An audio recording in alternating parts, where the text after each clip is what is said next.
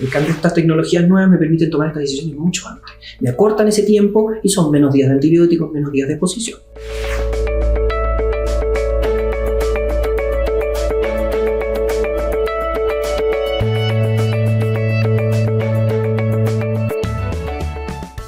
Hola, ¿cómo están? Bienvenidos a nuestro podcast.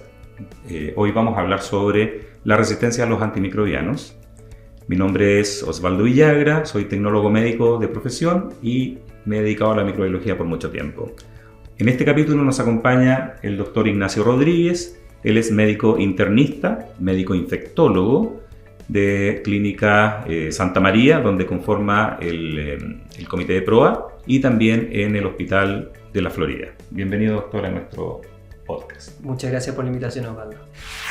Podríamos partir con explicar o conversar un poco sobre qué es la resistencia a los antimicrobianos y por qué es un problema creciente. Para poder entender la resistencia antimicrobiana hay que entender básicamente dos procesos distintos. Son dos procesos que se sobreponen uno a otro y que generan el problema.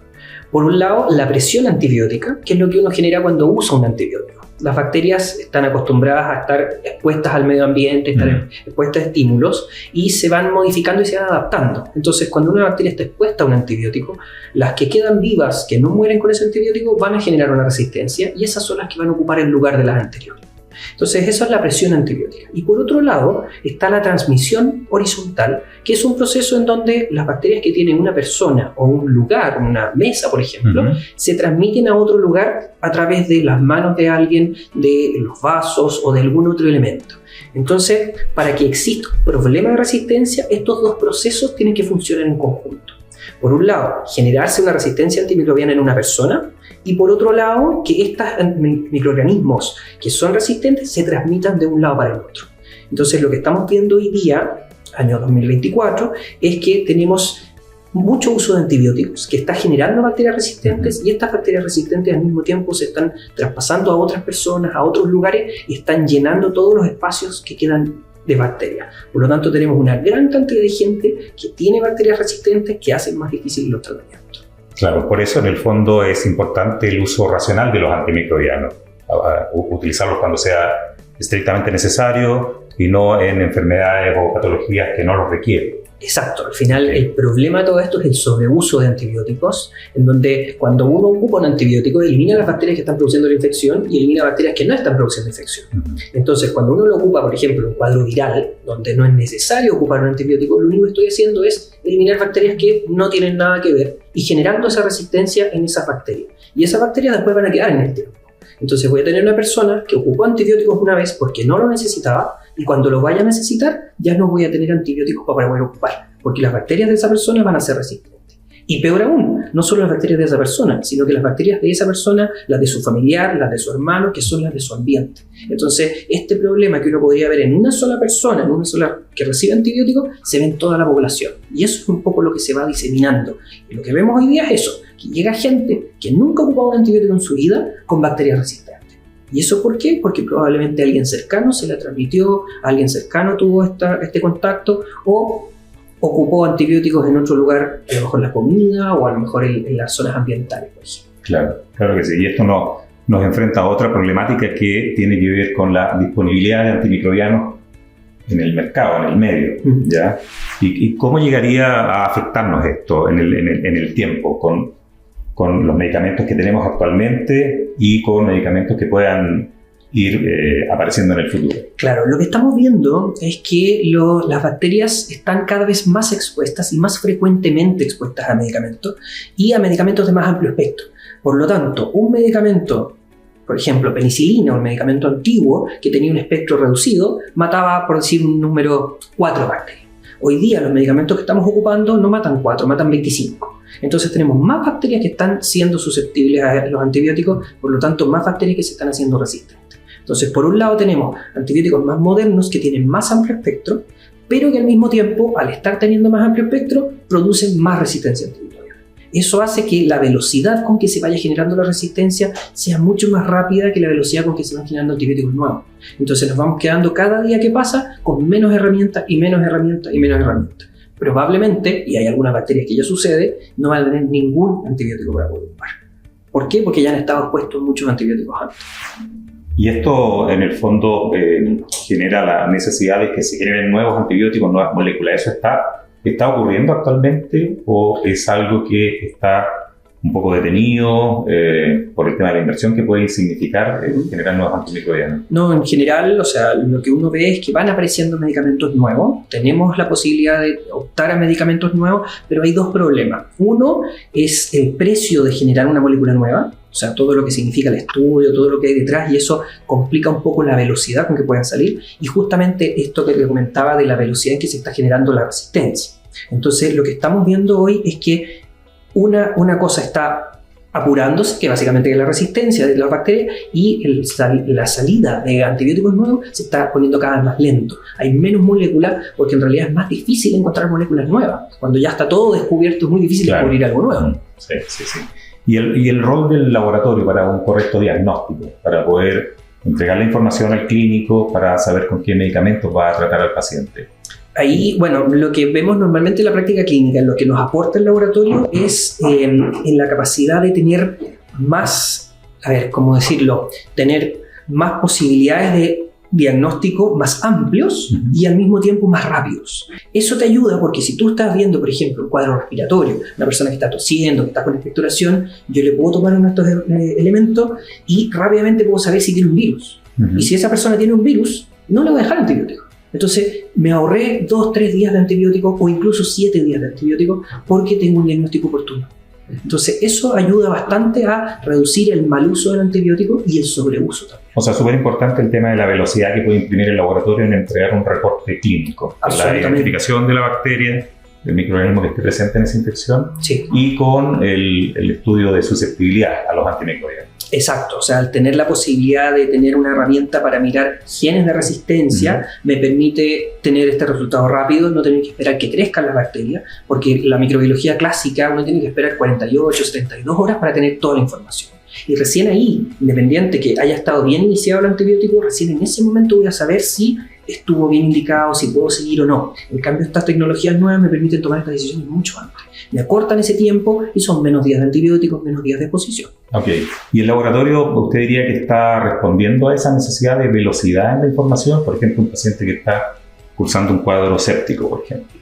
¿El laboratorio tiene la capacidad para responder en tiempo apropiado para poder disminuir la probabilidad de muerte de ese paciente? En general, sí. Teniendo la tecnología a disposición, los laboratorios sí tienen esa posibilidad. Entonces, a mí me pasa que yo trabajo en un hospital público, en una clínica privada. Cuando uno trabaja en el hospital público, uno sabe que los recursos son más escasos, pero se tiene este recurso y lo que tenemos que hacer, nuestra misión ahí, es racionalizar el uso de este recurso. Entonces, teniendo lo que sabemos que es un recurso caro, uno puede darle a ciertas pacientes, a ciertas características clínicas, es decir, este paciente realmente lo necesita, y finalmente, usando eso, haciendo ese gasto, uno puede ahorrarse más tiempo y además disminuir la mortalidad.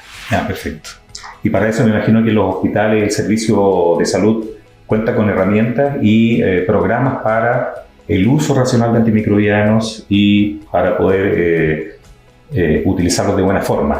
Claro, exactamente. Ahí viene la segunda parte. Una vez que ya uno ya tiene un diagnóstico correcto, ahí la correcta selección del antibiótico es muy importante.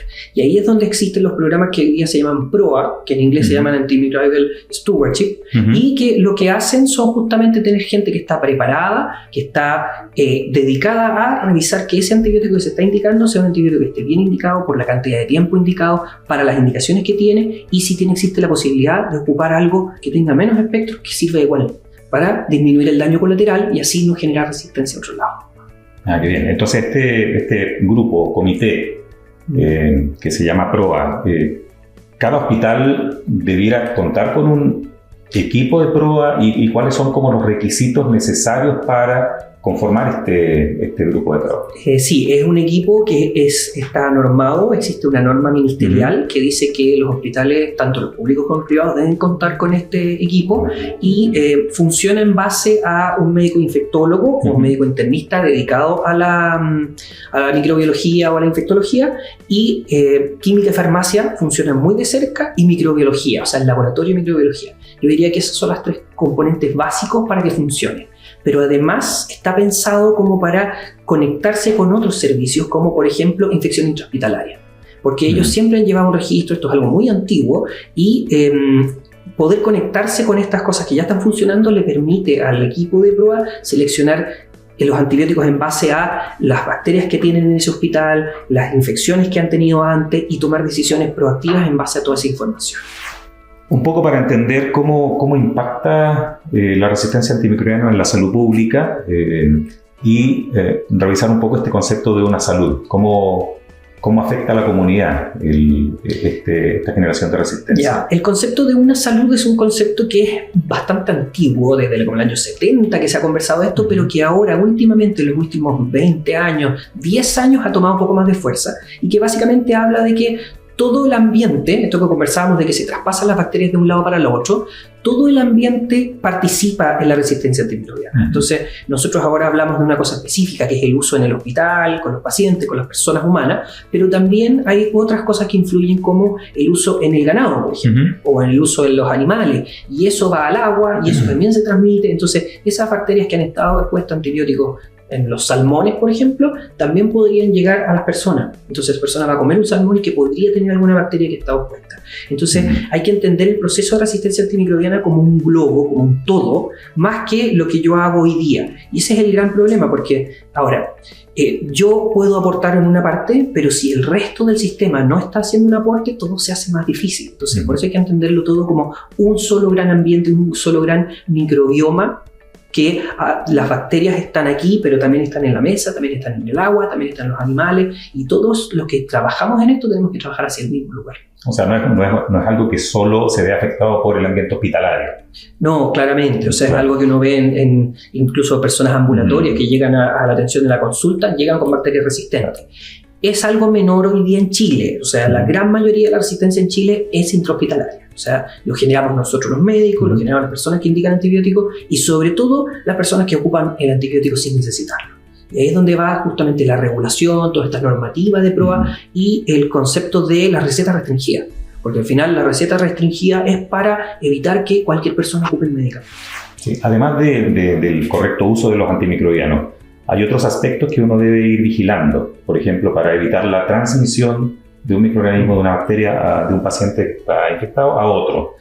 Y en ese sentido, el correcto lavado de manos también es un pilar fundamental en esa área. Sí, ahí esa parte es básica. Como les decía, como comenzamos al principio, o sea, el lado de la presión antimicrobiana, que es lo que tiene que ver con el uso y mal uso de antibióticos, y la transmisión horizontal. Y en esta transmisión horizontal es clave y es algo que se sabe desde mucho tiempo, desde el señor Semmelweis, que ya sabemos que en la transmisión, las bacterias, los microorganismos se transmiten en las manos de la gente. Y es el principal vehículo de transmisión de un lado para el otro. Entonces, los comités de infección intrahospitalaria se han dedicado al lavado de manos, a todas estas cosas durante muchos años. ¿Qué se sabe? Que el lavado de manos es por lejos lo más importante. Yo puedo tener, no sé, puedo tener barandas con antimicrobianos, puedo tener tubos con antimicrobianos, pero si yo no me lavo las manos, yo no voy a poder lograr un buen control de los antimicrobianos. Claro, y eso es posible monitorearlo también. Me imagino que existen algunos programas para poder existen evaluar programas, exacto, son programas establecidos, hay instrucciones como bien claras, escritas, hay guías internacionales de hecho que uno puede seguir y hay un montón de programas que uno puede ir controlando cómo va para compararse consigo mismo como hospital, como región o para compararse con el resto, para saber cómo va. Pero generalmente uno debería esperar, ojalá, que un 95% de las oportunidades de lavado de manos se laven las manos, cosa que no es tan fácil como parece. Sí, no, es complejo. Y para ir finalizando, tengo una pregunta que nos traslada a la pandemia que recién cursamos. ¿La microbiología y la resistencia antimicrobiana cambió pre-pandemia y post-pandemia? Sí, absolutamente. Absolutamente. O sea, el cambio que produjo la pandemia fue mucho más gente hospitalizada, mucha gente muy grave y mucho tiempo de hospitalización muy grave. Todo ese tipo de cosas promueve la colonización y las infecciones por bacterias más resistentes y por más bacterias. Por lo tanto, la cantidad, el uso antimicrobiano durante la pandemia se disparó en forma muy importante. Entonces, en todos los lugares donde me ha tocado trabajar y todos los colegas donde me ha tocado conversar, todos tenemos el mismo problema, que el uso antimicrobiano aumentó muchísimo. Porque se necesitaba, porque había muchas infecciones, porque había mucha gente hospitalizada. Y eso llevó a que pocos meses después de este boom de uso antibiótico, hubiese también un boom de resistencia antimicrobiana. Entonces, había muchas bacterias resistentes que las tenemos hasta el día de hoy y que se quedaron con nosotros. Entonces, hospitales como el hospital donde yo trabajo, el Hospital de la Florida, tenía muy pocas bacterias resistentes a carbapenémicos, por ejemplo. Teníamos 1 o 2 al mes y actualmente estamos viendo 2 a 4 a la semana. O sea, la diferencia es de 4, 5, incluso 6 veces más y de bacterias cada vez más resistentes. Bueno, muy interesante. Solo me queda agradecer su participación en este podcast para poder clarificar y un poco transmitir la importancia de la resistencia antimicrobiana a los antimicrobianos y tratar de que todos colaboremos en tener un control sobre eso. Sí, es un trabajo que todos tenemos que hacer, es un trabajo desde el auxiliar hasta el médico subespecialista. Así que todos tenemos que ponernos ahí de nuestra parte. Bien, así que muchas gracias y damos por finalizado este podcast. Muchas gracias.